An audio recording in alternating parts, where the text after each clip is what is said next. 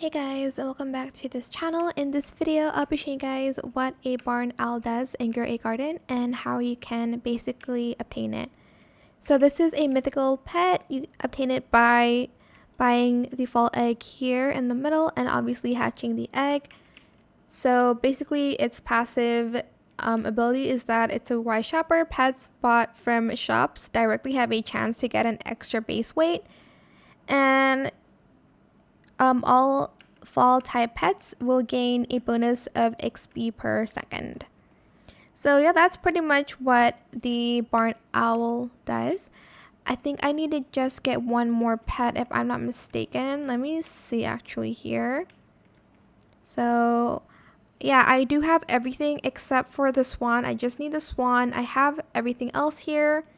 So yeah, that is pretty much it really. I hope it was helpful for you guys. Don't forget to like, comment, share, and also subscribe to this channel if you haven't done that already. If you have any more questions about this video, just leave it in the comment section down below. I will try my best to answer them all for you guys. And if you found this video helpful, please click the thanks button as well. That is it. Thank you so much for watching. Bye.